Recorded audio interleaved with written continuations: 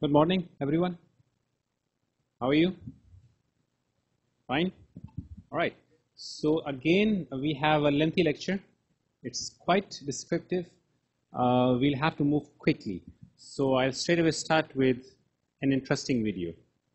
You might have seen it, by the way. Sorry. Have a look. Hi there. Congratulations on getting this far in life. So let's talk about what's next. You look like you're looking for a place to study. Let me help you with that. I know what some of you are thinking. Taylor's University is a place full of rich, snobbish, unfriendly kids and you probably won't fit in. Maybe you're right. Take Ling Ling here for example. She's one of the rich kids that you were worried about. She only wears branded clothes. This is my sister's t-shirt. Drinks expensive coffee. I usually drink hot water for breakfast. Drives a sweet sports car. I take the bus actually. Always arrives fashionably late for her classes. The bus arrives at 7:30. I'm actually always on time. Thanks, Ling Ling. Now, if you look over there, you'll be able to see the rich kids that you were worried about. Where are they? They are... One. With over 11,000 students from different races, beliefs, nationalities, and personalities, Taylor's University is an ocean of friends, and you are the captain of this friend ship. Let's talk about studies. Other universities tell you about that one amazing program that they are recognized for. We were gonna do that, but we couldn't decide which ones to tell you about. We don't mean to boast, but Taylor's University has 14 different schools housing fields from architecture and communication to law and psychology. We even have postgraduate programs. We also have a couple of awards under our belt. And by a couple, I mean all of these. But we don't have time for that. We can assure you though that we have what you're looking for. #humble. Let's talk infrastructure. Big word, I know. Big enough for an award-winning 27-acre campus with more facilities than a golf club. We've got a library, computer labs, a broadcasting room, an experimental theater, a gym, and I could go on, but I don't want to bore you with montage shots of the rest of them. You should come on down and see them yourself. Like I said, not trying to boast. Humble. Now let's talk value. What are you actually getting? At Taylor's, you're getting more than just an education. You're not just going to a college or university. You're giving yourself the... All right. What's the idea behind this ad? It's quite lengthy, 3 minutes or something. Yes. Samir. What's the idea behind it? You're laughing at it. All right. Anyone who could get an idea behind this ad? What was it intended to? What did it intend to do? Anyone? Differentiating from competitor. All right. That's one very technical answer. Differentiation or differentiating from competitors. We'll be discussing this differentiation today, by the way. What is it and why is it important? Very nice. Anything else what it is doing? Who was the target audience? Who was this ad intended towards or targeted towards? Young adults. All right, young adults, which are in what phase of life? In which phase of life? After 18. Well, you can probably say trying to get an education. After 18 is a very generic word, right? All right, trying to get into university, basically. Young adults trying to get into university, only for that. Is it for mature adults? Probably. Those who are married or some doing some job. Is it for them? Huh? More or less, well, I would probably say no, right? Is it for any other person who is probably in his late 50s or something? Do you think? Is this ad targeting people of late 50s? No, why not? Yes, it's the language he's speaking is quite common with the youngsters. Hashtag, humble, things, etc. Being very cheeky as well, right? People at 50s or so, they are not that non-serious, by the way, all right? People at young age, they are quite. Okay, having said all that, specifically the thing that he is trying to promote, all right? The idea, the service, the product, whatever, all right? It's for one specific people or one specific class of people who are having one specific aim, basically, students or who want to become students, right? So it's for all of them. And of course, implicitly, it's also targeting their parents because in the end, their parents have to pay the fee, isn't it? But of course, directly it is targeting whom? People of your age, or probably when you were half year or 1 year younger. It's that time of your age, isn't it? Okay. Now, this interesting ad, it was shared on Facebook, Taylor's Facebook page, and it's quite interesting. Many people like it, many people reshared it, and then this gives you a clear idea of how do you target people, right? It gives you a clear idea of what to say to the people whom you're targeting, right? And what not to say, obviously. It also gives you an idea of how to differentiate, just like our friend here told us, how to differentiate yourself from your competitors, right? How to position yourself. We'll come across positioning as well. And of course, several other concepts which we'll be discussing today in our lecture. So today is about value-driven strategy, right? Basically, that's a very mouthful, but today we'll be discussing about three or four most important concepts in the entire marketing module. And it's called STP, segmentation, targeting, positioning, right? There's a D as well, differentiation. Just before P, there's a differentiation as well. But STP is commonly known as STP, segmentation, targeting, and positioning. And this is what we'll be discussing today. All these three and combination with differentiation, they help you in achieving your target audience or help you in better achieving or better targeting your audience so that you can achieve your goals, right? I'll move a bit quick again because we have somewhat a number of slides to cover. Now, these are your four objectives. The first one is pretty simple, in which you just have to define, you just have to understand what is the model behind customer-driven strategy, all right? And that's how it goes. All right, settle down, everyone. Those who are coming in, those who have already came, please settle down, right? So that we could start. Now, these are the four concepts at the sites that we will be discussing today. And all these four in combination help you achieve the center one, the one in the red, right? which is create value for targeted customers, right?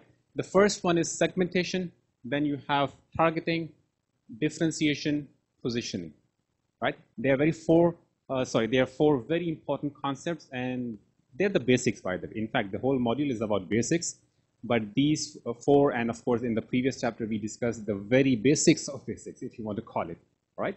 And in the later chapter we'll be using these terms quite on and off. All right, so this is the model. Remember that we have four things that we are going to discuss in the coming slides: segmentation, targeting, differentiation, and positioning. All these four are required in order to capture the value from the customers, or in the end, in a nutshell, or in simple language, in order to reach your objectives, right? These four are important. Okay, moving the first one. What is segmentation? First thing. What is segmentation? It's written in front of you. Anyone who can explain it, or who can have it in simple language? Segmentation. What is segment, by the way? Divide. Right? Segment means to divide something. Segmentation means to divide something. Segment is a divided part, or it's a piece of something, right? How many of you have studied mathematics? Mathematics. Everyone, right? How many of you have studied geometry in mathematics? Geometry. So in geometry, you have some figures, right? Triangle, square, etc., etc. One of them is what? Line segment. You remember? No? Yes. What is a line segment? The other is a line, and one is a line segment. Remember that, right? Line is a continuous line which doesn't have any ends, whereas line segment it's a part of line. Remember? It's only a part of that line. It's a small piece. Remember, it's a discontinuous, non-growing piece of that line. Segment. Remember the word segment. I'm just trying to refer it there. Now, segment is part of something. You have a pizza and you can divide it into 8, 6, 4 segments. Right? You have a pie, you can do equally well with that. Same goes for the cake. You can divide anything into segments, parts, pieces. Equal, unequal, that's a different story. Understand? The process is called segmentation. The process of dividing something into parts is called segmentation. Right? Now, this forms one of, again, the backbone of the whole marketing theory. And the theory goes like that. You have, let's say, you are a firm who is manufacturing cars for people in Malaysia. What's the population of Malaysia? 30? Around 30 million. The population of Malaysia is around 30 million. It hasn't reached that, but let's say almost 30 million. Right? Now, consider this yellow as the whole Malaysia. 30 million people. Right? And you are a manufacturer of what? An automobile, a car. Would you create, or are you able to create a car which caters to the needs of all these 30 million? Or which is equally attractive to all these 30 million? Can you create a car? Yes? No? What do you think? Can you create a car or a mobile phone or a laptop which is equally attractive to all these 30 million people? No. So what do? First, you divide the market. Yes, targeting the second one. First, you see, okay, which are the different segments that we can possibly target. So first, you divide them, all right? So what do? Let's say you divide them into male and female, all right? Let's see if we can have a mobile phone, a car, a laptop, or any other thing gender-wise. So male and female, all right? So let's say it's almost half the division. But is there a laptop or a car or any other product which is equally attractive or equally applicable to all the males or all the females? Yes? No. So what do? You further divide these segments into something else. Let's say, all right, let's call them age. Males of certain age, females of certain age, right? Even then, in age, there is no perfect segmentation. There is no product which is equally applicable to all those people who are 18 years of age, or all youngsters, isn't it? So you further divide them into what? Well, let's call it income. People of certain income. and you keep on dividing this income, age, lifestyle, geography, education, and it goes on and on and on. And what do? You keep on dividing the entire Malaysian market or the entire population of Malaysia into different segments. This is parts. You are just dividing it, right? Dividing the entire Malaysian population into different parts on the basis of some criteria. Criteria could be any. It could be any criteria, as we'll be discussing these criteria just now, right? This process is called what? Segmentation. Segmentation, remember. Remember what segmentation? Dividing anything into parts, right? So we are dividing our target population, or the population that we are working in, into different parts on the basis of some criteria. This division is called segmentation, remember, right? Now, segmentation can be done in either of these four ways, right? It's not very clear there. Is it fine? It's fine here, right? Okay. Now, segmentation can be done on either of these four areas, and the first one is quite simple, that is geographic. We also have demographic, psychographic, and behavioral, right? So these are the four general segmentation types. Inside them, of course, we have several more. For example, you can divide the entire market on the basis of geography. It is quite simple, right? What's the most common geographic area segmentation in Malaysia? Who can answer? When you see the price of something on its package, there are two prices written. Someone said here. Exactly, East and West Malaysia, geography. Is there any difference between these two? No. Only geography, isn't it? One is on the east, the other is on the west. Simple. So there's a price difference of some cents or some ringgits between one and the two, or one and the second, isn't it? That is geographic segmentation. They might be saying, okay, this product is for east and this is for the west. Or when you're coming with the price, of course, the price becomes different between East and West Malaysia. Understand the point? You can also segment in on the basis of geography, even inside one city, right? Which area is Taylor's targeting? Which geographic area is Taylor's targeting? Sorry? Which is around this, what do you, Klang Valley. Okay, Klang Valley. One very clear demarcation is Klang Valley, right? Of course, we have people from other areas other than Klang Valley, isn't it? Right? But generally, okay, let's talk about Sunway. That's more clear then, because Taylor's is more international as well. Sunway. Now that's specifically Klang Valley, right? Targeting one specific area of Malaysia, right? You have other universities in other parts of Malaysia which are targeting one specific area. People like to go there, right? That's what? Geographic segmentation, right? Geographic segmentation. Then you have Aeon. Aeon also segments its markets on the basis of geography, right? What's the nearest Aeon? Sunway Pyramid, right? Then you have in Mid Valley. You have in KLCC, if I'm not wrong, right? Then you have in Wangsa Maju side and KL side, etc. And then you have many other stores. Why is the need of so many stores? Aeon, Tesco, Giant. What's the need of so many stores? You can have just one, right? The need is geography. Because there are people, there is significant demand in every geographic area, and of course, Aeon goes and opens their store there. So that's one way of segmenting, right? Geography. It could be cities, neighborhoods, it could be even counties. Well, we don't have counties here, but in other parts we have.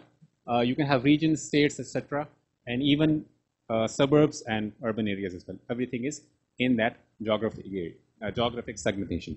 You can also divide your market on the basis of demography. And we know what is demography, right? We studied that in, I think, last week. What is demography? It's written here. Demography. Any visible part of your personality, that's usually included in demography, which can be statistically noted as well or calculated, and which is usually collected in your census as well, yearly or 5-yearly census. That's demography. Age, gender, income, religion, what else is there? Occupation. Many of these things are included in your demography. Remember that, right? So you can easily divide the entire market on your demography as well. And this is one of the clearest form of segmentation, but very clear, right? Now, I'll ask an example and you'll probably understand the difference. In fact, I'll tell you. You know that Padini also owns Brands Outlet. They're two shops and which are often side by side located. Padini also owns Brands Outlet, right? And they are exactly or somewhat close to each other, always close to you. But what's the difference between one and the two? Price, one. Any other difference? Any other difference? Well, if you have been to, okay, that's very common. They're very commonly located. The difference between one and the two, one and the second is one is targeting specifically the youth, youngsters, students, right? Not necessarily occupied or not necessarily in the working profession. Padini is targeting more in the working, what do you call it, professionals. It's also towards youth, but somewhat mature youth who are working somewhere, probably, right? Because you can see that in their decor. You can see that in their prices, in the types and colors of product that they offer, in the music that they play in their stores, and many other things, right? So price also becomes one of the factors because of this specific, because of the type of market that they are targeting. So what are they doing? Padini and Brands Outlet, they are targeting the market on the basis of demography, age, occupation, somewhat income as well, right? Understand the point? Okay. Tailors is also targeting demographies. What demographic factor? What do you think? Age is common because every university is targeting the same age, isn't it? 18, 19, everybody is targeting the same age. What else is it? Anyone? What's the other demographic that Tailors is targeting? Anyone? No? Income. Income, right? Majority of the students studying here belong to an upper middle and upper class. Majority, not saying everyone, majority, right? And that's the major target market of Tailors as well. Same goes for Sunway, somewhat same goes for Monash as well, because of course they are in the same area. Public universities, their target market becomes different on the basis of demography, remember that, right? Now, what else is there? You also have other variables such as age, life cycle stage, gender, income, etc. For example, religion is also one of them. For example, yes, what do you think? Who is the target market? Speak loudly. Muslims. Someone said Muslims over there. You agree? Why? Because of the name. One thing, because of the name, right? It's a very clear term in Muslim theology. One. Any other reason? Why is it for Muslims only? Well, it's not only for Muslims, but primarily it's for Muslims. Any other? Halal sign. All right. But halal sign is common for everyone. It's not specifically for Muslims. It's common for everyone. What else is there? Yeah, the object which is shown here. What do you call it? Sugi? In Malaysia, it's called sugi, right? In other countries, it's had different names. But that's also a theological tradition of Muslims, by the way, as well. The green color as well, right? That also corresponds to Muslims of what? Generally, right? It's not that one color belongs to any religion or something. It's just generally. Okay? This one, what do you think? The one on the left is basically Nike, right?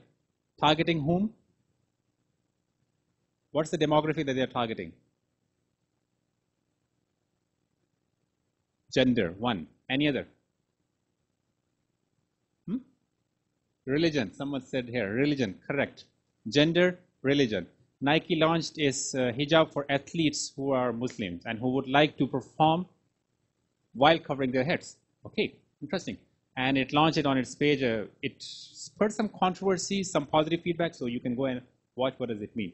The one on the right-hand side is basically an Syrian American, if I'm not wrong, right? And she created a swimsuit for the Muslims, or for Muslim women actually, right? Because of their beliefs, okay? If you want to have a look at this, you can go to Sunway Pyramid. There's a shop who is actually selling it, quite expensive by the way. Yeah. So it is a swimsuit specifically for gender and one specific religion, right? Not necessarily only those can wear it. It's for everyone who wants to wear it, basically. But she is targeting, or she's produced it for women or Muslim women, basically, right? Who would want to go, but of course, while covering. Okay, interesting product. What do you think? That's a doll, a real-life doll, and its name is Fula, right? That's quite dominant in the Middle East area. It's a competitor to Barbie. And it's a competitor to Barbie's ideology, basically, right? What do you think? Who's the target audience? Age, correct. Anything else? Religion, very nice. Anything else? Gender, of course. Typically, girls play with that, typically. Again, you cannot be too gender specific, but typically, girls play with that. So these three, all right? These three things. Okay. Oh, pardon. What do you think? Quickly. Colgate with a Barbie on it. Age and gender, right? Of course, no one knows it even if guys are using it, all right? It's still in the washroom, no one knows it. But typically, even the advertisements and everything, they will be showing females or young girls actually using this one. Target audience. Yes.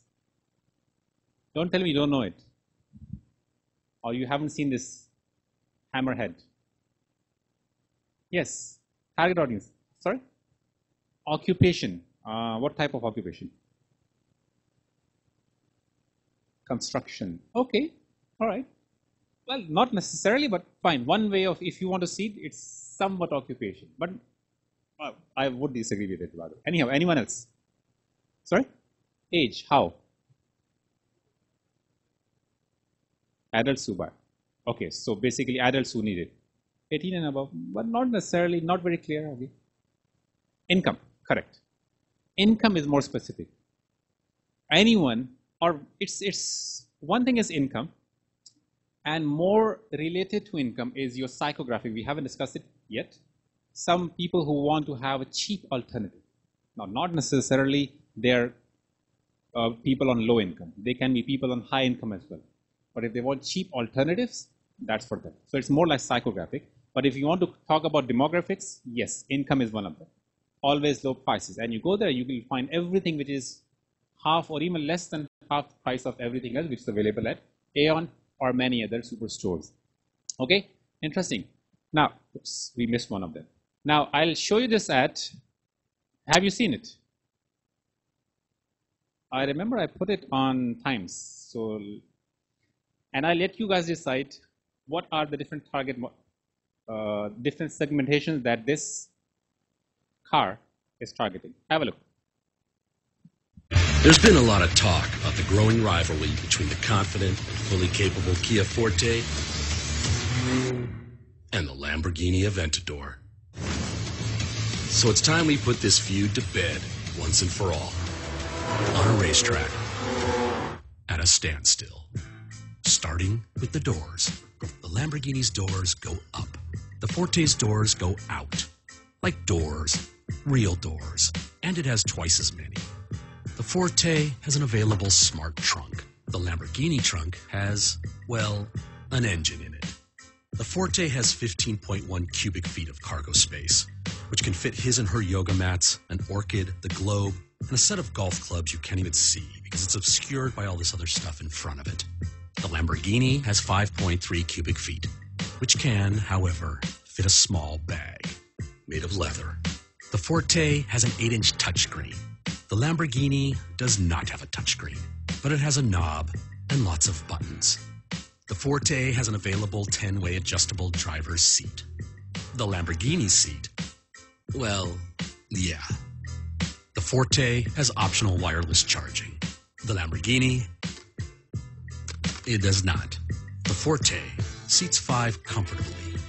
The Lamborghini seats 2, with standing room for 3 or more. And while, with its 700 horsepower engine, the Lamborghini does go a little faster, if, you know, you're into that whole speed thing. But for $400,000 less, Let's just say you could buy a Forte and a small villa in Italy.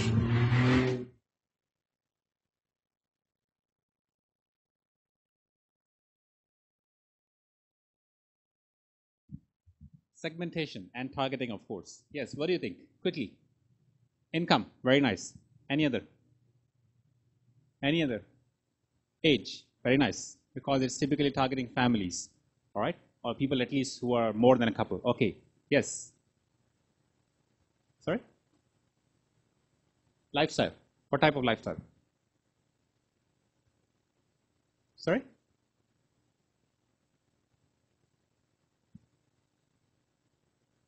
Okay. Okay, yeah. Speed for younger and simple or somewhat what you call settled for people in their later stages of the life cycle. Okay, very nice. Anything else? Anything else? Sorry? Someone said something here. I don't know who. Okay. How?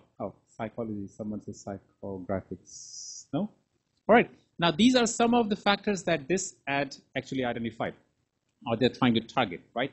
Age very clearly, life cycle or life cycle stage very clearly, people with families or at least couples or more than that, right? Income very clearly, wireless charging and all those things, comfort, etc., you name it, and you will probably find them in this ad. All right. Now, from demographics, we now move to psychographic factors. And psychographics is something related to your psychology as well as your demographics, right? So it's a combination of these two, psychology and demographics, or personality and demographics. And you see many other things, right? Some things which are, but those things which cannot be included into your demographics are a part or become a part of your psychographics. For example, convenience or lifestyle, right?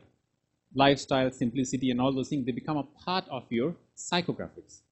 This ad we just showed, the Kia ad, it's targeting convenience as well, right? It's targeting comfort too, right? It's targeting people who want, or let's say who are settled in their life, and of course they're little. It targets those people too, right?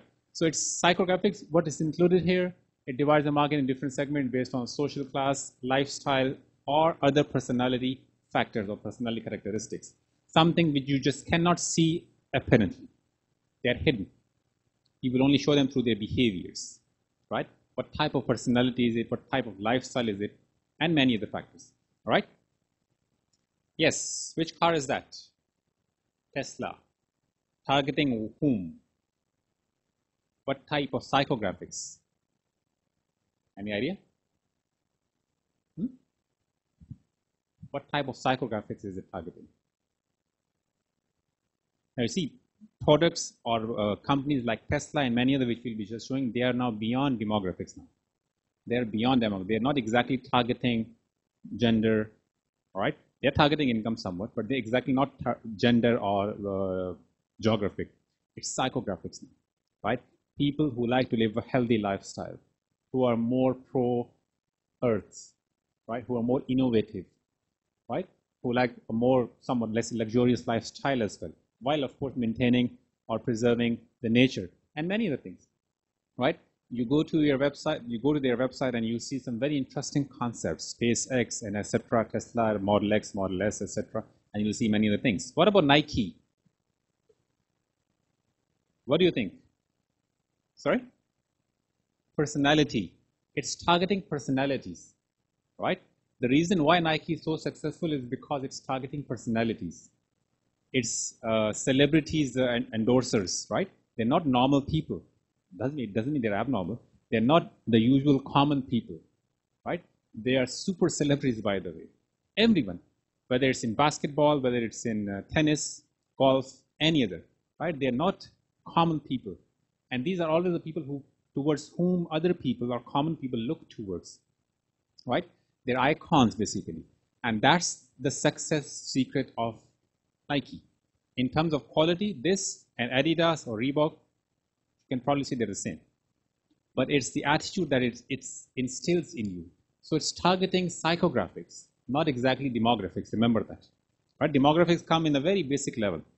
Mainly, it's psychographics. Remember. What about MacBook?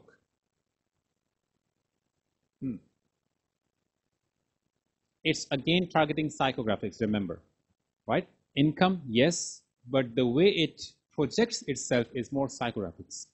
Innovation, creativity, out of the box, right? Outclass others, etc., etc. Simplicity, ease, convenience, and all those things, they are what? They are psychographics, remember. They are not part of demographics. Do we have other example? No, we have. We don't. Finally, we come to behavioral, right? You can also divide the entire market on the basis of behavior, remember. The type of behavior that people display, right? And it could be, or it is basically a combination of your attitudes, beliefs, actions, thoughts, feelings, and all those things, right?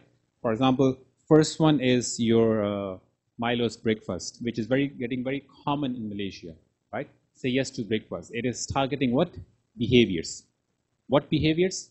People or youngsters specifically not taking breakfast at home, right? So they are trying to instill the habit of taking breakfast at home so that, of course, they develop it. Obviously, they're trying to sell their product. But in the end, yes, the idea is take breakfast. How many of you have taken breakfast? None? Okay, some. Some are taking now, some have taken. But those who haven't, yes, breakfast is a healthy meal. You should take it. That's another one which is targeting the same. Of course, it's targeting the same idea, breakfast. And that's McDonald's breakfast, by the way, right? Targeting those people who are always on the go, who don't have time. So, well, okay, come and take the breakfast with us. That's all, right? Drive-through or non-drive-through, but you can have a breakfast with us. But at least they are targeting some behaviors, right? They are targeting some type of behaviors. Now, in all these examples that I have shown previously, right, what do you see? You see that it's not exactly clear-cut one segmentation. It's a combination of many. It's a combination of many. The point only is that one has to be dominant, right? One segmentation has to be dominant. It's common. For example, let's take BMW, for example. It's income, but it's also psychographics. Tailors, it's income, but it's also somewhat your academic acumen, right? Talk about MacBook. It's again income. It's also about your other psychographics too. So it's not clearly only one. It has to be a combination of several. But remember, one is dominant, right? One is clearly dominant, which is shown through their advertisement, which is shown through their personalities and many other visible factors. Okay. Now, behavior segmentation also includes the types of occasions, benefits or user status, etc. Right? Loyalty status and too. For example, often you will see that whenever there is some special occasion, religious or irreligious, things start springing up. Specifically in Malaysia, it's very common, right? It is very common. For example, let's say about 2 months later, there is going to be Hari Raya. What are the type of products that appear in the market? What are the types of products that just come up in a minute in the market?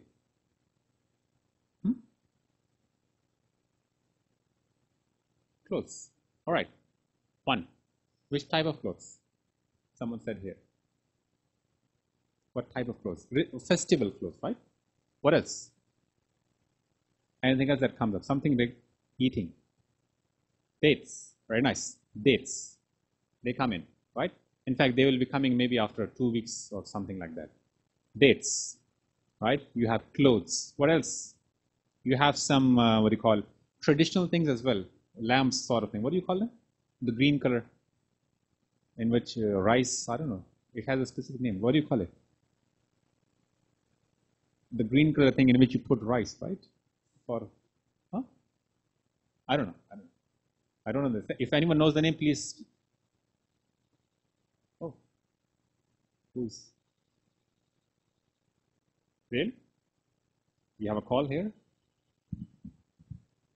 Don't answer that. If you have seen the movie Phone Booth. Anyhow. Yes, it could be anyone. Go ahead.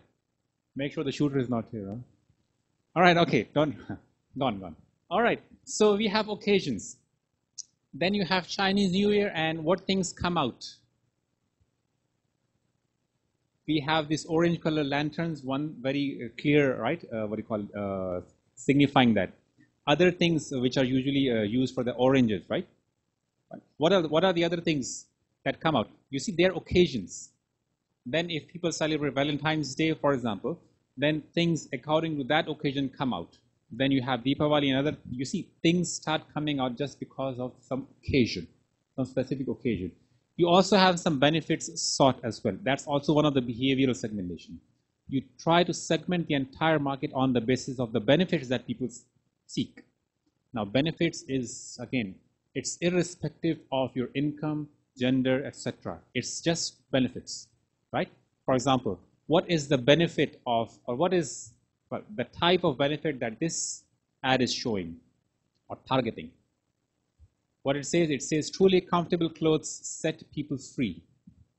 What is the benefit here?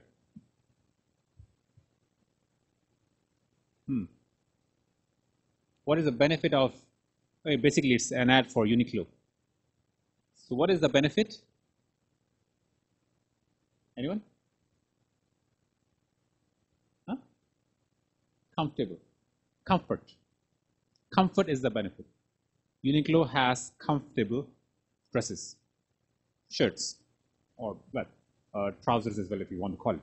But Uniqlo has comfortable, now I'm not saying that, the ad is saying that, right? You might disagree. But the benefit that it is targeting is comfort. All right, others, what do you think? Quickly, what are the benefits? KK, Buka 24 Jam, open 24 hours. What's the benefit? Quickly, come on. We don't have all day. Huh? Convenience, correct. KK, convenience. All right, Uber. Huh? Convenience, all right. It also, Uber and Grab, they're also targeting usage rate as well, right? There's one thing as well, usage rate. The more you use it, the more rewards you get. What do you call it? Lebby Grab, Lebby ice cream, something like that, right? More, use more Uber and etc. But my translation is not very good, right? But this is how, they're also targeting more usage rate. They're also targeting people who use it more so that they can get more benefits out of it. And then we have these Zacked smokers. What's the benefit? Or what type of people are they targeting? Smokers, basically, right? So it's one very specific type of behaviors that they are targeting, people who smoke, and they also want fresh breath, if that is available. Okay. Can I have some hands? How many left-handed people? On this side first. People who use left, okay, 1. Anyone else? 2, 3, only 3? 4, all right, listen. 1, 2, all right, about 5 or 6. There you go, that's for you guys, right? There's a company called Anything Left-Handed, right? It's in UK, by the way. So the website is anythingleft-handed.co.uk. It is targeting whom? One very specific, it's not exactly a behavior. It's a combination of many things, really. It's very confusing, right? It produces almost anything for left-handed people. Of course, cars and other things, that's a different story. It primarily talks about stationery, scissors, kitchen items, and many. And it has a logic behind it as well. They have done proper research. Why do we create, for example, why would anyone need a knife for left-handed people? And they have a logic behind it. If you go to the website, you'll see some video tutorials as well that why do we need a scissors for left-handed people? Why do we need a knife for left-handed people? And many other things. Why would we need a pencil, right? And it has very interesting stories. So you can go to the website and it's anything left-handed, right? And you'll be amazed that how differently we see our world and how, well, of course, how differently people see the world. Okay. Now, effective. Now, every segmentation is not effective, remember. We just cannot divide the entire market into very minute segments and expect that they will be profitable. There have to be some requirements for effective segmentation, isn't it? I just cannot say that people of 18 years of age who were born on this and this date between these and these times, etc., they are my target audience. No, it has to be some meaningful. It has to be meaningful. And these are the 5 characteristics. For example, it should be measurable, right? All, yeah. the target market or the segmentation that you're trying to target, it should have some value of how many people are there, right? There should be some statistics about it. There should be some figures there. Accessible. If you are trying to target people in very far-flung areas, which you find them yourself to difficult to get there, it's going to be very difficult for you to generate any profit. So it has to be accessible. Substantial. It should be enough, substantial, or what do you call, the amount should be that much that, okay, it should give you some profit back. Just cannot target 50 or 60 people. You have to target at least some larger number of people. So it has to be substantial. Let's say, talking about 18 years old. So Malaysia has some millions of it, right? 18 years old is composed of some millions of people. So, okay. Differentiable. The target or the segmentation that you are targeting should be different from that one which you are not targeting. Clear differences, right? It should be clearly differentiable. Males and females. Educated, uneducated. Higher income, lower income, right? Convenience seeker and not so convenience seekers. Simple.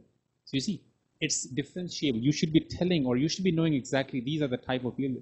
These are the type of people that I'm targeting. And finally, actionable. The product that those people want, you should be able to make it. It shouldn't be an impossible dream for you, isn't it? You should be able to make the product which those people demand actually. Understand? So these are the 5 characteristics for effective segmentation. Now we move to our third objective. So far so good? Any question? No?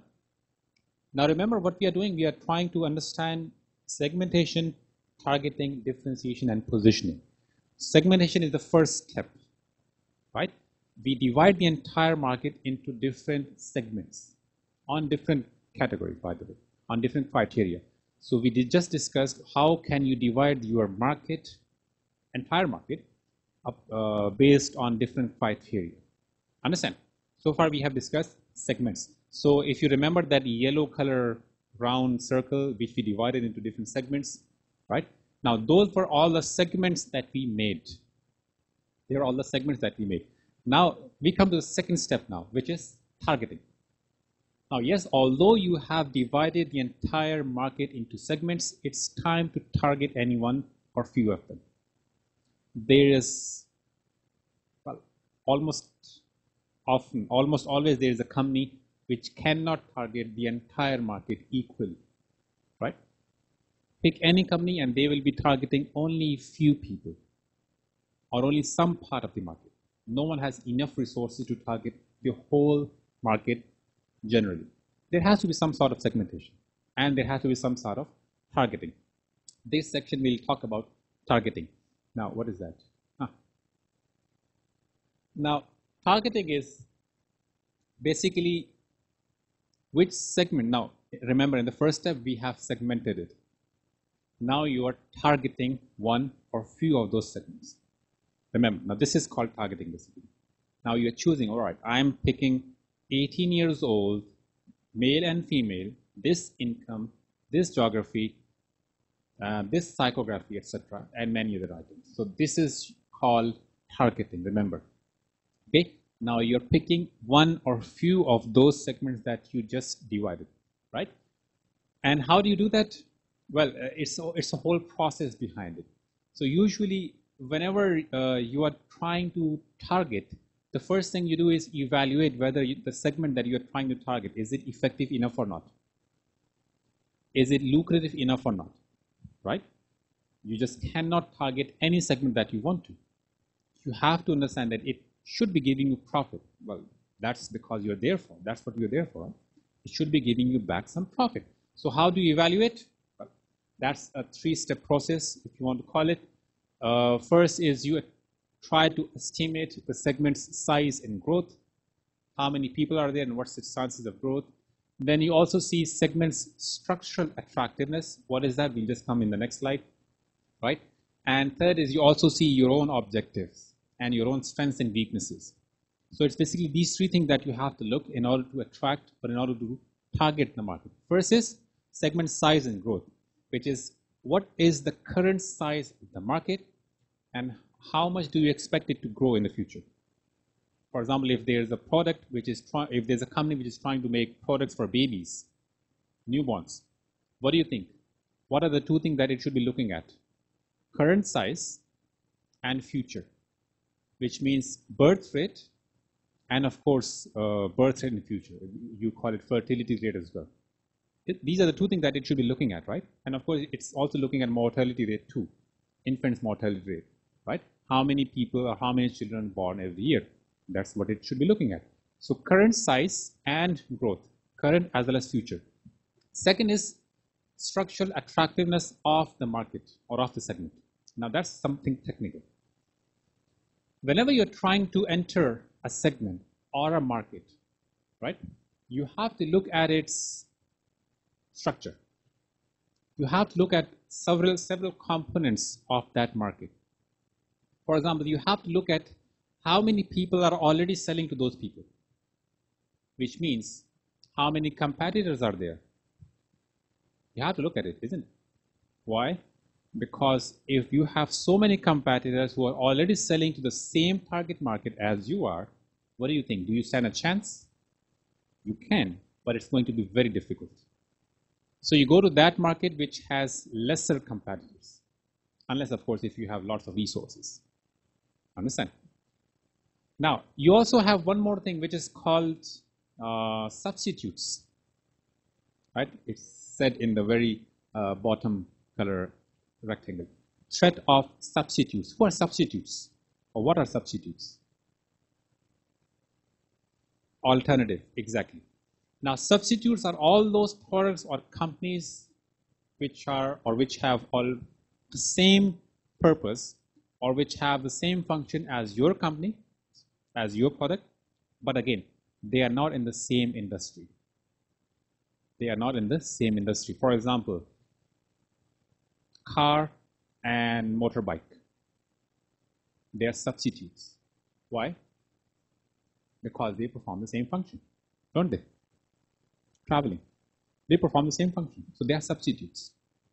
Right? Mineral water and fresh juice or bottled juice. They perform the same function. Isn't it? They perform, although they are in different industries. They are in different industries. You have fast food and then you have, for example, fancy restaurants as well, or lavish restaurants as well.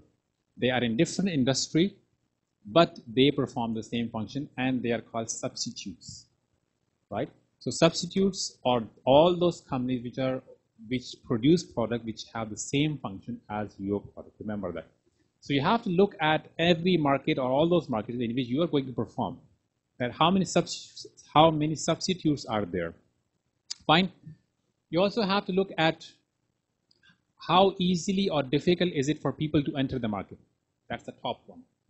How easy or difficult is it for new people or new entrants? You just cannot go, or that market is basically unattractive in which companies can come easily. In which companies can easily come. Which means if you are there, and if that market is growing, many more competitors will come easily in a short time. Understand the point? For example, pharmaceutical is very difficult business, whereas bargain is easy. Car bargain centers, it's easier relatively. So if you are there and so many people can come, it becomes difficult for you to earn profits. Then on the left and the right, you have bargaining power. Bargaining power of whom?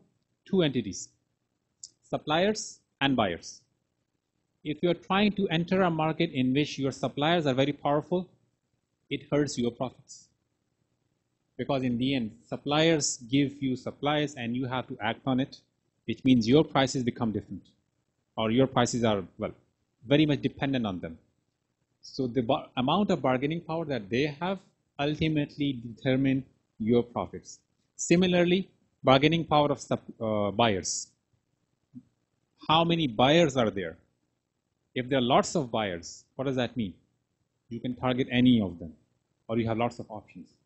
If there are only few buyers, it means they have larger bargaining power. You can target only those people. You don't have options.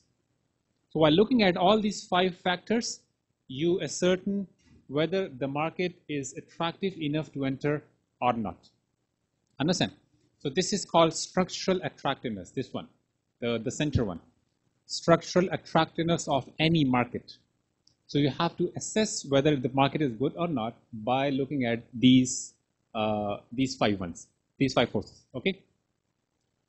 Now, what is a target market? This is that would be redundant because we have been discussing it so far. Target market is a set of buyers who share common needs or characteristics that the company decides to serve. So after successful or after segmentation, now it is time to target them, right? And target means you are finding a set of people who have common needs, and then you do what? You try to serve them through your products. This is called target or targeting, right? Now, again, it's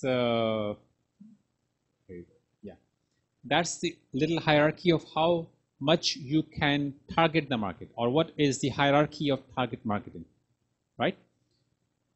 One, you produce, or well, one is the entire market or the entire population is your market. Okay, that's the outermost circle, which is basically undifferentiated or mass marketing. There are companies, by the way, who don't exactly differentiate one person from the other, who produce the product for mass markets without having any much variance, right? So this is basically undifferentiated marketing. An example? An example? An example of a company which is producing at a mass level and producing it for everyone. Sorry? Rice, correct. Although rice has some varieties, by the way. Anything other similar to rice or similar in category? Rice has varieties, by the way. Anyone else? Someone?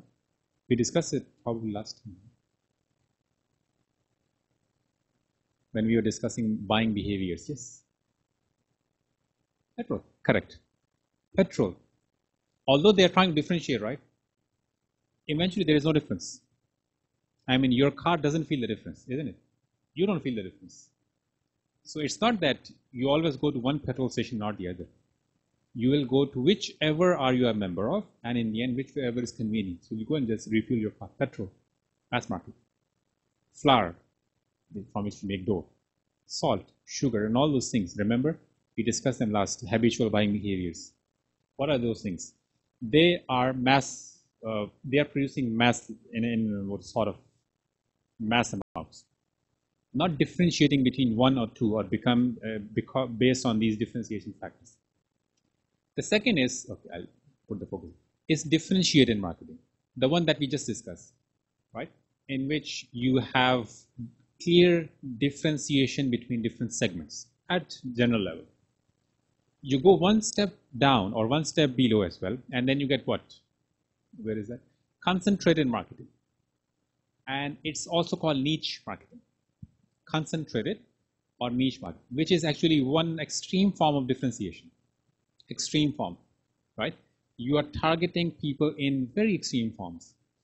Although the segmentation principles are still the same, inside those segments, you are sub-segmenting those people, right? For example, people of this age, this gender, this location, etc., etc., etc., who have this psychographic features. You are becoming very, very particular. Niche marketing, right? For example, anything left-handed is basically a type of niche marketing. It's a very small market. How many people exactly are there? In this 300 people, we saw probably like 20 or 30, almost 10%. Well, 10%, right? So that's niche marketing. And finally, you have one even closer step, which is called micro marketing, right? And it is also called individual level marketing. Targeting, now that goes against the principles of targeting, by the way, right? But still, there is micro level targeting as well. People targeting individuals. And every individual is a customer for them, right? These products are expensive, no doubt, because they are targeting every individual person, right? But in the end, But in the end, yes, that becomes very profitable, because now you're targeting whom? You're targeting one individual customer for every product. And we have examples for that as well. Okay, this is an example of mass marketing, by the way. What is this? Sorry? Back to school. Yeah. What is it actually? Uniform, right? A uniform is an example of mass marketing, right? And it is offered to anyone, everyone, right? Now, this is differentiated marketing or segmented marketing, in which you try to produce different products for different people. That's common at a normal level, at a usual level, right? For example, you have Sunsilk and you have 7 or 8 colors, each one for different types of hair or different types of personality, right? Or, well, people who just like to change colors, simple, right? In the end, everything is the same. So this is, again, Sunsilk trying to differentiate its market. Then you have concentrated, which we just discussed as well, concentrated or niche marketing. Anyone who knows it? Is it visible there? Is the font visible on that side? No? It's Fruni Prints. Fruni Print. Yes. Where have you seen this?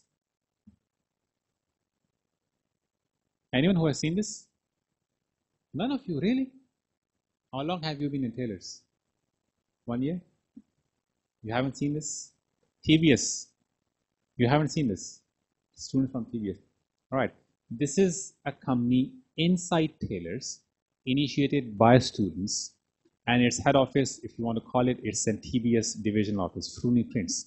And the name comes from Free University Print, right? So if you want to print out, you go to them and they'll print it out free for you, by the way. They have their own mechanism of how they do it, but it's Free University Print. It's basically, well, Tailors students organization, right? Doing quite well. It's an example of niche marketing, targeting only university students. I think they started in some other universities as well, but they started from Tailors and did quite well. So if you want free prints, you can go to them, right? The office is division office, level 2, block E. Well, you know where is it, okay? So it's a type of niche marketing, targeting only whom? University students, Tailors as well as other, but only university students. And all right, anything left hand is also the same. And finally, you have micro markets or micro marketing, in which you do what? You select individual people or individuals to target. For example, many of these luxury cars, they they practice micro marketing. They let their buyers decide what color car they have or they want to have. What is the type of interior that they want to have, right? What are the facilities or other other accessories that you want to have inside your car. And of course, it is a heavy dent on your pocket as well. But this is what big firms are doing it. You have the example of Nike as well. And if you have been to their website, they let you customize your shoes. Of course, these shoes are expensive. Fine, they let you. Have a look.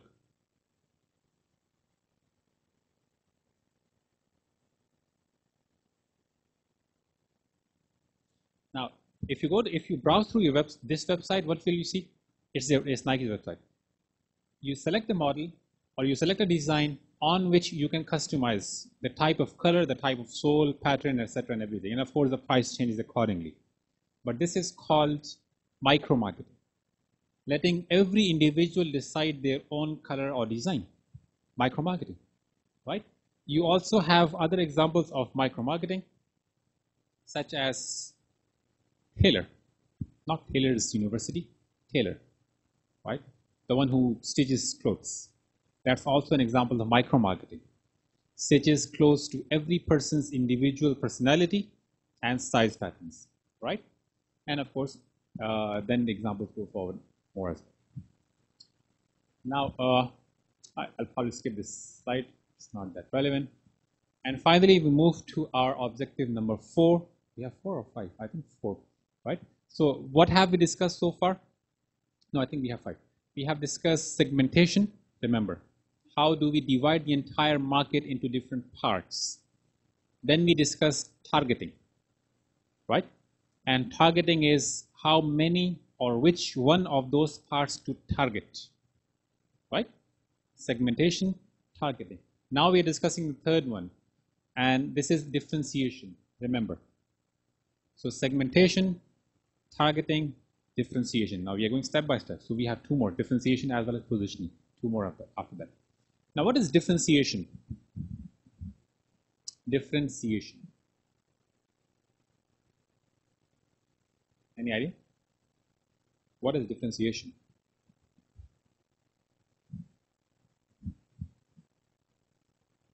Huh? Differentiation. In mathematics, you have studied differentiation, right? Integration, differentiation. What is differentiation? Any idea? Let's see if we have some examples here. What's the difference between Nike and Adidas? They're different brands. Okay. Anything else? Any other difference? What's the difference in products? Design. All right. Design is different. Anything else? Different slogans. Anything else? Quality. Someone said quality. You really believe so? Okay. Quality is different. Fine. Anything else? What else is different?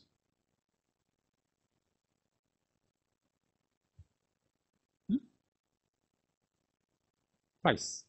Anything else? Fine. Okay. They are different. What else is different? Nike, Reebok, Adidas. What's the difference? Sorry? Logo. Sorry, someone said something here. Market. What do you mean, market? What exactly? Design. Design has been said. The real difference is basically how they projected themselves. That's the difference. And probably that's the only significant difference. How they projected themselves. That's the only difference.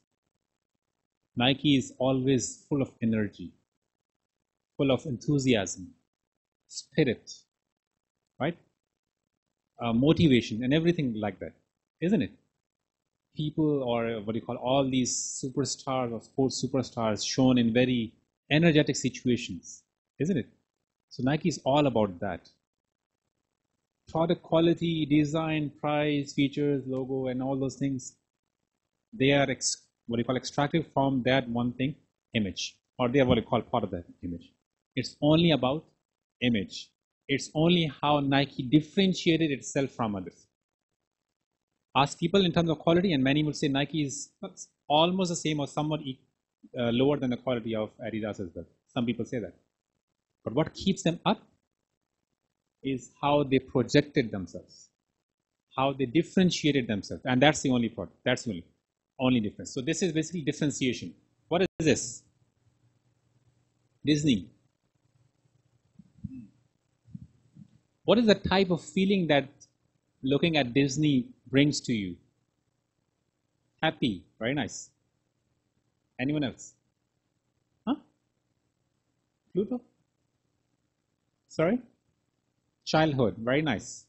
Happy. Happiness. Childhood. What else? Sorry? Speak loudly. Anyone been to a Disneyland? Anyone who has been to Disneyland? Yes or no? If yes, please share your experience. Now, the difference between Disneyland or Disney and any other similar animation company, if you want to call it, is only because of its long association and happiness and childhood memories bringing back to life. That's the only difference. Others are just animation firms. This is basically a wonderland, a place to be, right? No wonder it has so many wonderlands, by the way, or Disneyland if you want to call it. It's just, it takes you to another world. That's how it differentiates it. Pixar is also one of them, or DreamWorks is also there, but the place where Disney has achieved, it's quite different. Yes. BMW. How do you differentiate this from Mercedes? All right. Typical rivalry. And almost always my students fall into some verbal brawl between each other. No, this one is greater and the other one is greater. Okay. BMW and Mercedes. What's the difference between this and Mercedes? Experience. Anything else? Technology. What else? Design. Anything else? Features. Price. Okay, what else?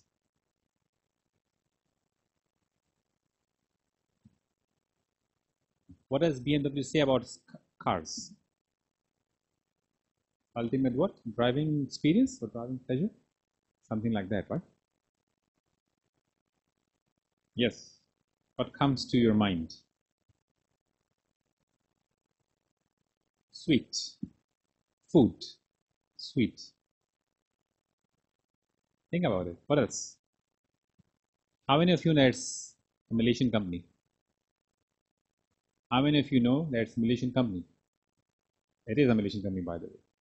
So if you're buying from it thinking that it's some foreign company, please don't stop buying now. Right? It's still as good, even if it is Malaysia. Right? Yes, it's very good, by the way. It's very good in terms of quality. So it brings that what you call dessert thing in your mind, right? All the happy pleasure and all birthday parties and any other celebrations, well, you typically go and celebrate there, or you have a cake from there. So it is a very interesting part of every happy occasion, by the way, right? Secret recipe and the way it goes. So this is basically differentiation, right? This is how you are trying to create differences from others or from your competitors, right? All those differences which will make you meaningful in customers' life. All these differences which will make you important in customers' life. Without this differentiation, how will people know what is your product and what is your competitor product? You have to differentiate yourself from your competitor so that in the end, they prefer any one of them, so that there is a clear difference or there is a clear line of difference between you and your competitors. And you have to do it clearly, right? Okay, not only clearly, you also have to do it in a favorable manner. Because in the end, you want that the difference is clear as well as favorable in, of course, our sense. For that, what do you need? You need a competitive advantage. In order to create a favorable difference, you need a competitive advantage. What is a competitive advantage? It's the same advantage that made you choose Taylor's and not any other university. Understand? No talking. People at the back, one with earphones in their heads, ears basically, not heads. Can you please ask them to stop talking? Yes, yes. All right. Yes, the three gentlemen at the back. Yes, one here, the one in the center who is not listening to me. Please leave the room. All three of you. Yes, yes, yes. The one in the white hat, one on his left, one on his right. Yes, please give them some space so that they can easily leave the room. Yes, go ahead, you three.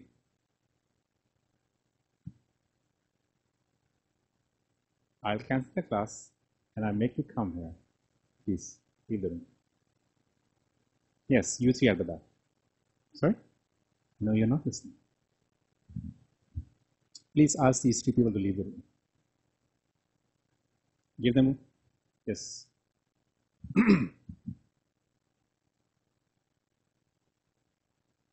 I won't start unless these three people leave the room.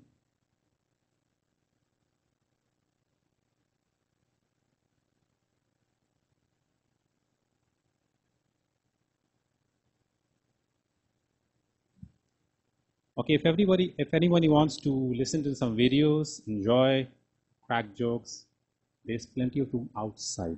Okay, you can go there. And when you have enough entertainment, then you can come back and listen. But please don't take this class as an entertainment, right? I mean, there are at least some people who still want to come and enjoy, and of course, enjoy the lecture. All right? Please, really, I'm fine with that. But at least don't disturb others. So if there's anything that you want to do, you can go out, enjoy yourselves, and then come back. Right? I won't mind. Okay. Now, competitive advantage is everything. It's all that advantage, or it's everything that comes to your mind that makes you choose one product from the others. Again, if you go back 1 year later, 1 year back, and what do you see? You see yourself deciding between Taylor's and any other university in Malaysia. And what do you see? You chose Taylor's depending on something. What is that something, basically? That's the competitive advantage that Taylor's had, and not the others, right? Now, you're trying to decide on a car, and this is one thing or a few things that you finally took the decision on. That few things, or maybe one thing, is your competitive advantage. Is that car's competitive advantage over the rest? Okay, so it's an advantage over competitors gained by offering consumers great value either through lower prices or providing more benefits that can justify higher prices. In the end, it's sort of benefit. It's the benefit that one company promises over the others. Understand, right? For example, you have KFC. Or anyone who can tell me the difference between KFC and McDonald's? Chicken. Products. What's the difference? What's the difference in the products? That's what I'm saying. They produce exactly alike, right? Exactly similar products. I'm not saying exactly, but they look the same. So what's the difference? Or how many people actually like KFC more than McDonald's? All right, first here, then here. KFC more than McDonald's. All right, this side. All right, okay, good. Now the other party. How many people like McDonald's more than KFC?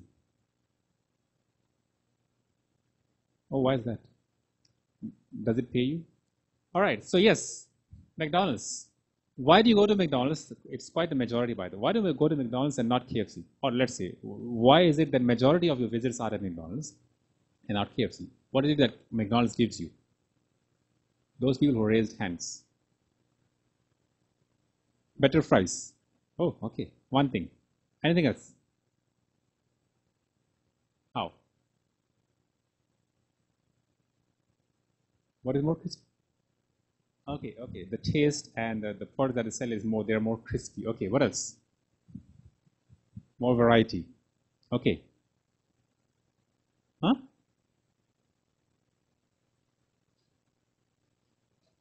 Ethics. Aesthetics. I thought ethics. Aesthetics are, okay, it's more aesthetically designed or something. Very nice. What else? People here? There are more what? More locations. No, wherever there is McDonald's, there has to be a KFC. Somewhere nearby. If not, but okay, fine. Okay, anything else? KFC. Those people who went to KFC or who prefer KFC more, yes. What's your reason? There are people, some people here, a few people here and a few people there actually. Yes, what's your reason?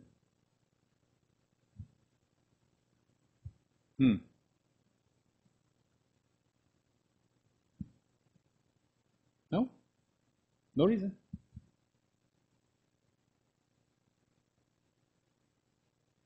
Oh, okay. They have their chicken.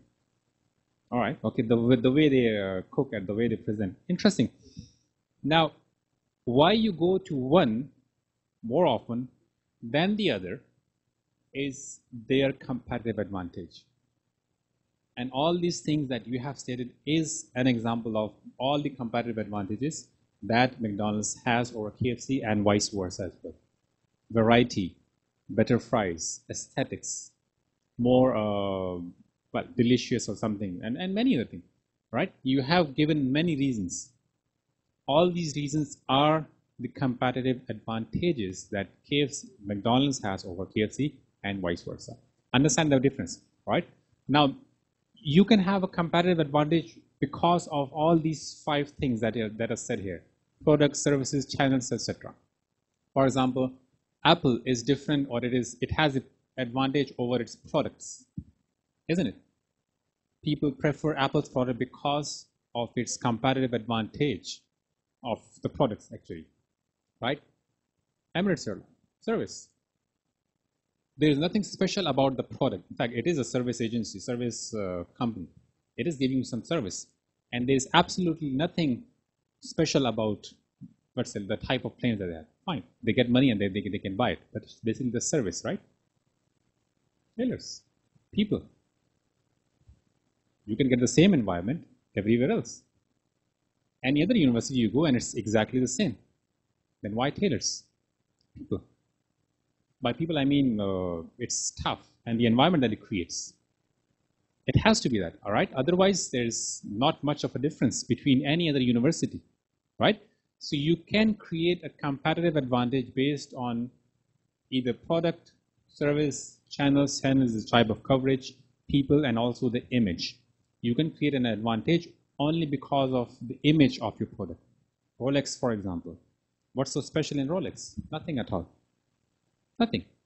It's just the image that it is trying to produce. Right? That is why it is always casting who? Roger Federer.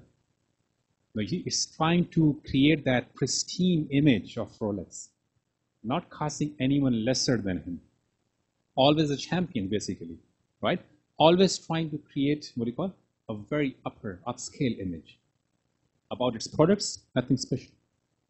You can get products more beautiful than that. Still, the price would be half or even less than half of that. Why? Only because of image, right? So it's product differentiation can be, the differentiation advantage, the competitive advantage can be also because of the image of the company. So you have product, service, people, etc. Now that's the last topic.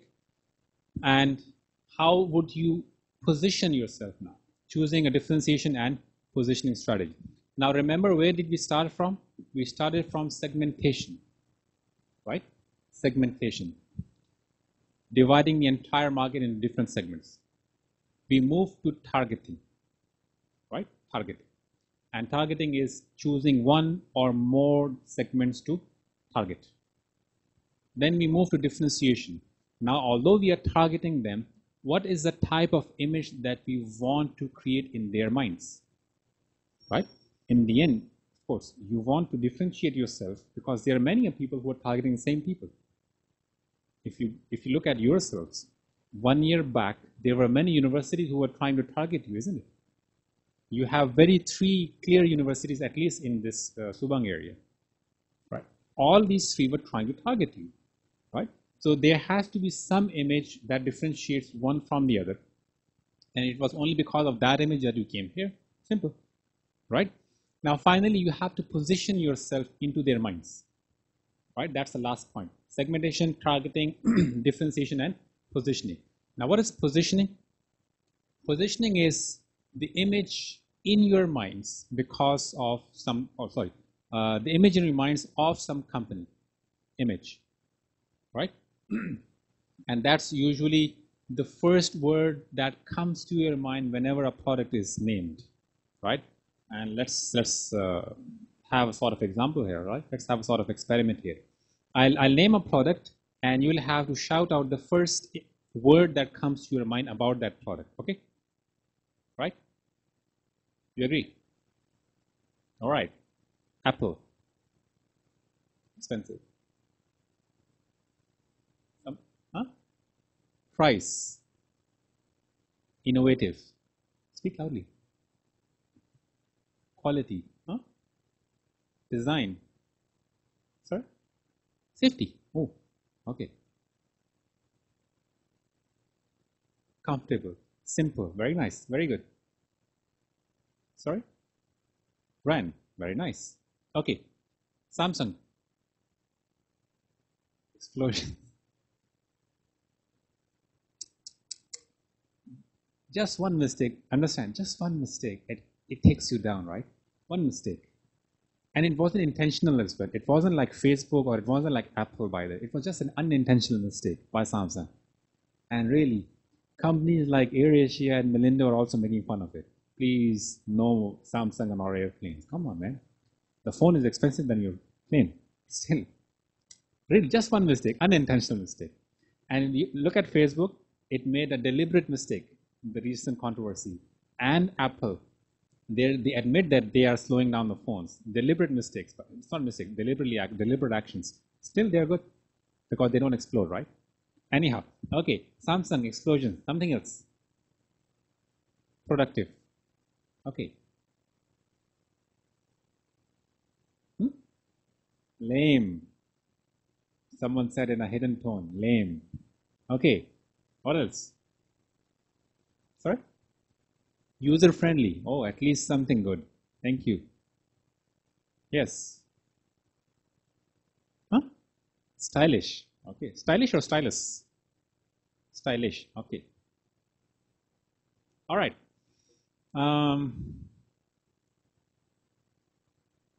Proton. Don't laugh. Aircon. What about aircon? It's cold. Proton is cold? Okay. Cold. Economical. Cheap. Government. I don't know what does that mean. Anyhow. Others. Huh? Tin can. That's unfair. All right, okay. What else could be there? Let's talk about tailors. Other than a coughing. Tailors. Facilities, huh? Expensive. Good education. They are foreigners who are talking, okay?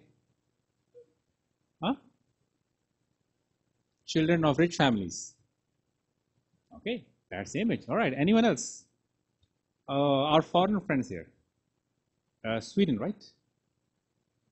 Yes, our friends from Europe here. Tailors.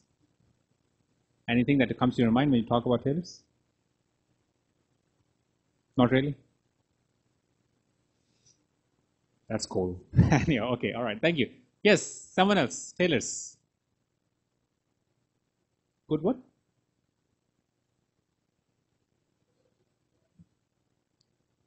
That's also a foreigner. All right. Okay, anyone else? I remember his name. Tailors. Starbucks. What's with tailors at Starbucks? Huh? Coffee. Coffee with class. No, we are talking about tailors only. We haven't come to Starbucks yet. Anything else about tailors? Diverse. Correct. Diverse. What else?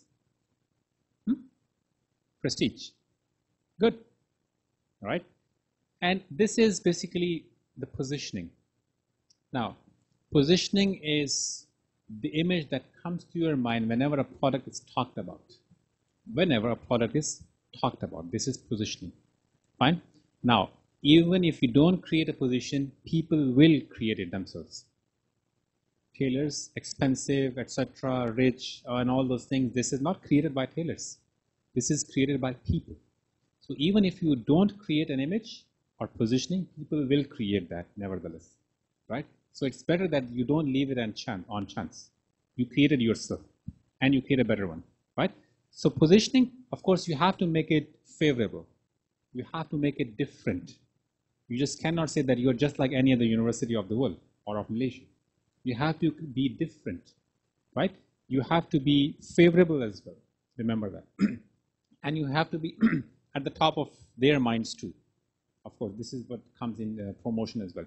So value proposition, and you do it through value proposition, the set of promises that you make. Now, if you look at this diagram, it's a bit small, but I think it's quite visible if you look clearly. It's a set of these 5 favorable positioning strategies that you should be doing in order to create a favorable, what we call it, positioning strategy, right? And it is a combination of what is the price that you are charging and what are the benefits that you are giving, right? If you look at the top of this diagram, you'll see the price there. And the price is like more, the same, less, right? And if you look at this vertical axis, you will see benefits here. And the benefits are also more, the same, and less. So it's 3 factors at the horizontal axis and 3 on the vertical one. And when you combine, you get these 9 different boxes. Fine? 9 boxes. Now, in every one of these boxes is basically a different combination of price and quality. A different combination of price and quality. Some of them, the red ones specifically, they are the ones at the losing end, which means they are charging you more and giving you less benefits, simply. So of course you don't want to have them. The yellow one is a very moderate one, which means it's just the optimum one. Whereas the one and the green ones, the top and of course the rightmost, they are the winning combinations of price quality. Winning combination of price quality. For example, if you look at the first one, right? The first one means the top leftmost, which is more for more. What does that mean? It is charging you more, but it is giving you more benefits too, or it is giving you an equal amount of benefits. This is more for more, and that's a winning strategy, right? Oh, yes, we charge you more, but then we give you more facilities too, more than anyone else basically, right? And this is an example. You have Mercedes, you have Rolex, and then you have Ritz-Carlton. They charge you immensely, but then again, they charge you exactly or somewhat proportional amount of the facilities or the features that they give you. Understand the difference. Understand the strategy. More for more, right?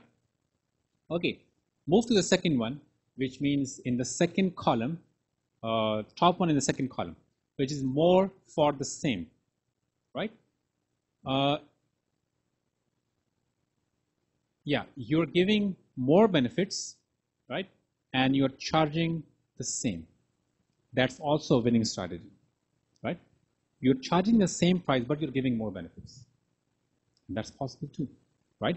You're giving, okay, the same means as anyone else. You're charging the same as anyone else, but you're giving more benefits, right? Let's have an example. Now you have Lexus here, you have Honda's Acura there, and you have Nissan's Infiniti there. These are the ones which are charging you less, but giving you features almost equivalent to, what do you call them, BMW and Mercedes. But they're charging less. Proton tried to do the same thing. They launched what? Their Pradana, right? If I'm not wrong. Their upscale model, Pradana. They try to copy the same thing, or they try to do the same thing.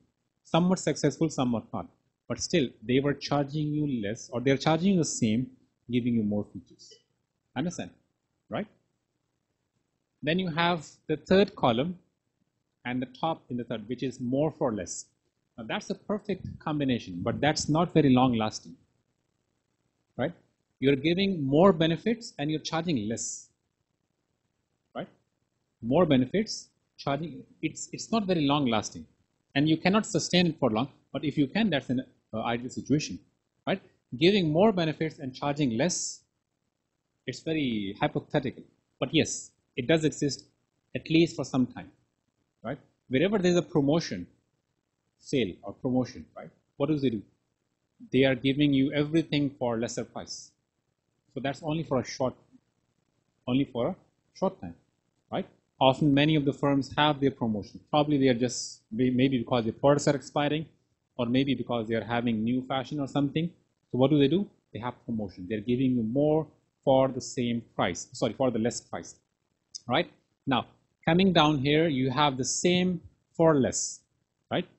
And which means the benefits are the same as anyone else, but the price is less. Benefits are the same as any other firm with lesser price, right? And you have Mr. DIY as one example, right? It is giving almost the same benefits as anyone else with lesser price, And finally, you have one more positioning strategy, which is less for much less. The benefits are less, right? The features are less, but the price is even lesser than the least price. And you have very clear example. Where is it? Okay. Oh no, that's not. It's the same for less. I think yes. Less for much less. What does it do? It gives you less features, right? It's just you call it a comfortable bus which flies, isn't it? Oh, I mean, come on. No, not to degrade it in any way. It's just very simple. Basically, because that's what they do, right? They just transport you. Especially if you're going on a short haul flight, they just transport you, right? If you want more features, you have to pay for that. Other than that, it's comfortable. For short haul flights, it's comfortable. You just travel from one place to another. Fine. So they are giving you very less benefits, but they are charging you very, very less for them. Of course, that's not always true. In some occasions, the prices are higher, but then generally it's less. Understand the point, right? There is another example, which is, where is that? Mydin, it's the same for less. DIY, it's also the same for less. It gives you the same things, but at a lesser price. Mydin as well. everything that is included or that is being sold at Aeon or any other superstore is basically the same as available at Mydin. Exactly the same. You won't see any difference, right? The products from Unilever, they are exactly the same as sold at Aeon or sold at Mydin. The price is different, right? So it's the same benefit for lesser price, right? So whenever you want, of course, cheaper price, that Mydin or Giant or somewhat Tesco comes to your mind. This is position, fine? And finally, well, that's the last slide. You have these pod hotels. Anyone who has seen them? The pod hotels. That's also an example of less for much less.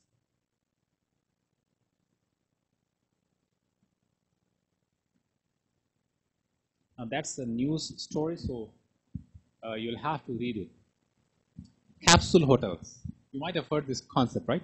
Capsule hotels. It's just a small hotel, just if you see the picture in the center, it's a hotel as big, or it's a room as big as this. You can just sit on a bed. You cannot stand for a whole length, the whole height, right? So the maximum, this is the maximum height. It can have a separate toilet. You have to pay for that. Otherwise, it's a shared toilet. But the bedroom is separate. There's a TV as well, I think, some of them, right? And it's, I think, it started in Penang. And the news is quite old, by the way, right? So it might be in other parts of Malaysia. But someone told me that it's in Heathrow Airport as well. Now, this is for frequent travelers who don't mind spending, let's say, a not so luxurious night somewhere in some expensive hotel. So it's just a pod where you can just spend the night in a comfortable environment. They don't give you much features. Just a bed, maybe TV, and a shared toilet. That's all. So you have to pay very less. And it's usually near the airports and somewhere. So it's, again, it's less for much less. Understand the concept. If you want to read the full details, you can just click on the link and we'll take you to other details. Questions?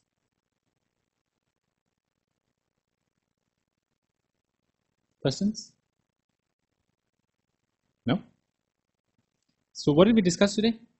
We discussed the concept or basic concepts about segmentation, right? How to divide the market, targeting, how to target those segments or how many of them to target, differentiation and positioning, the last ones, right? How do you differentiate yourself from others, and what are the different positioning strategies that you can take so that people have a clear idea of what you are selling and what your competitors are selling. In this regard, if you have any questions, the floor is open. Yes or no?